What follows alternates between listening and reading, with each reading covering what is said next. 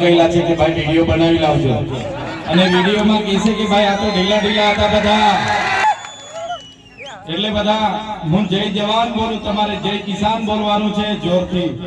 અહીંથી બોલો એટલે સત્તા મંડળને સંભળાવવું જોઈએ કે આદિવાસીને ખૂબ ઉત્સાહ સાથે નારા લાગી રહેલા છે. નારા તો ભાઈ લગાડવા પડશે, તમારે લગાડશો ને બધા? નારા તો લાગવા જ જોઈએ આપણી સભામાં. જય જવાન. ધન્યવાદ.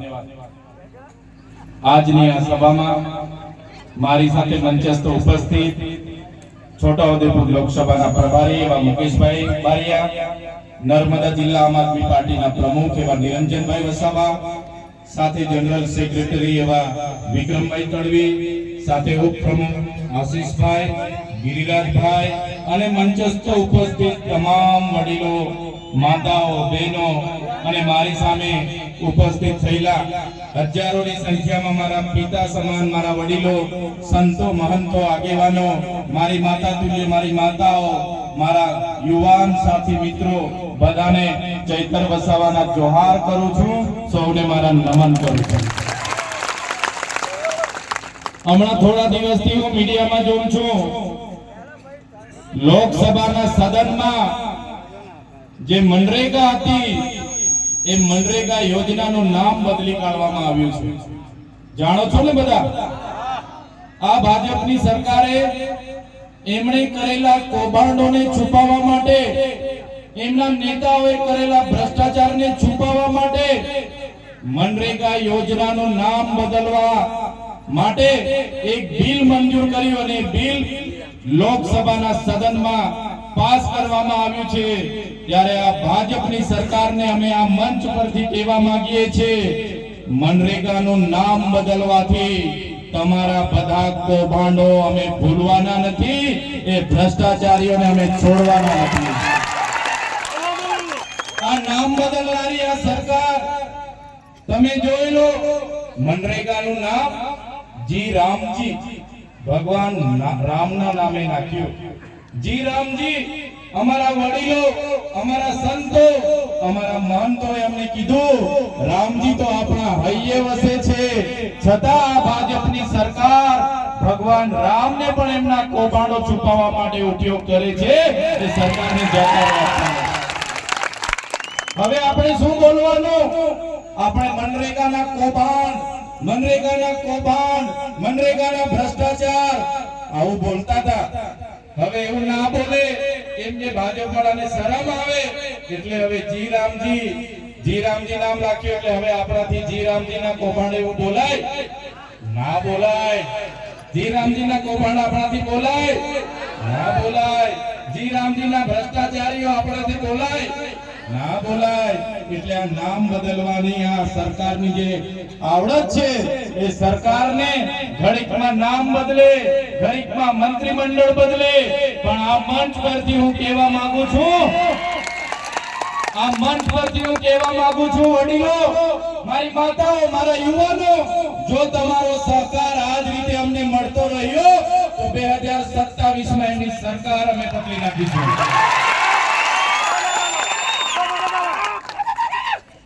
આપણા વડીલોએ કીધું છે ને, ભેંસ ઓછું દૂધ આપે એટલે એનો કિલો બદલવાથી દૂધ વધતું, ભેંસ ઓછું દૂધ આપે એના કિલા બદલીએ તો દૂધ વધતું, એટલે આપણે ભેંસ બદલી નાખવી પડે ને.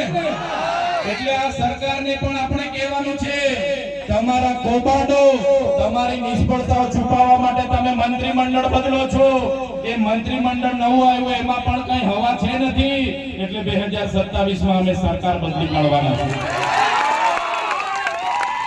અહીંયા બેઠેલા લોકોને ખબર છે, આગળ આ લોકોએ કીધું એમ, અગ્નિવીર, જ્ઞાન સહાયક, એક પેડ માગે નામ, આત્મનિર્ભર બનો, સ્વદેશી અપનાવો, ભલભલા નવા નામો લાવીને આવે છે આ સરકાર.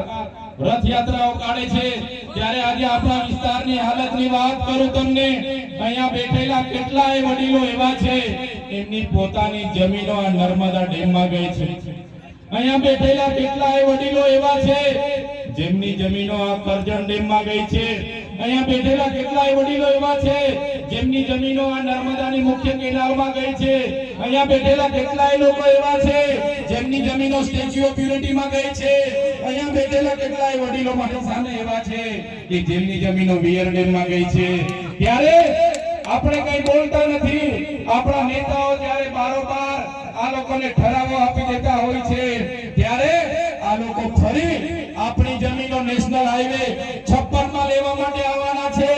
આપણી જમીનો હાઈ સ્પીડ કોરિડોર જે અંકલેશ્વર થી એકતાનગર આવે છે એમાં જમીનો લેવા માટે આવવાના છે. આ લોકો આપણી જમીનો સાપુતારાથી સ્ટેચ્યુ ઓફ યુનિટીના કોરિડોરમાં લેવા માટે આવવાના છે. મારા વડીલો, મારી માતાઓ, મારા યુવાનો, આ લોકોને આ મંચ પરથી આપણે કહી દેવાનું છે કે હવે અમે વિકાસના નામે એક ઇંચ પણ જમીન આપવા તૈયાર નથી.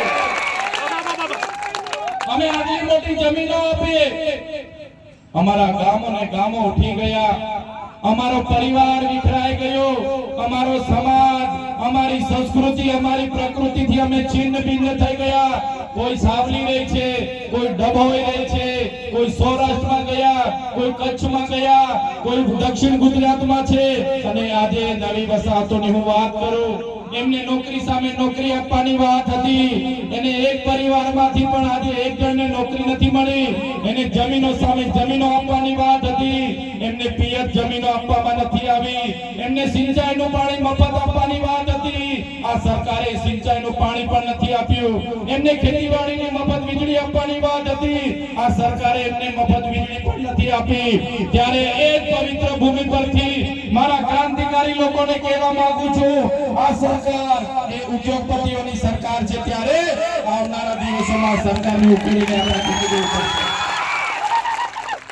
આપણી સામે આપણી બહેનોના ઝૂંપડા જ્યારે તોડતા હતા, અમે જ્યારે ડેડિયાપાડાથી અમારી દક્ષાબેનનો ફોન આવ્યો, રાતે ફોન આવ્યો, ચૈતરભાઈ 2 વાગે આવીને પોલીસ વાળા અમને ઘરમાં પૂરી દીધા છે, બુલડોઝરો લઈને આવ્યા છે, 700-800 પોલીસ છે, અને એક બાજુથી ઘરો તોડતા 34 લોકોના ઘર તોડી નાખ્યા. બહેનો અમને ફોન કરે રડતા જઈને, અને અમે ત્યાં પહોંચવાના પ્રયાસો કર્યા.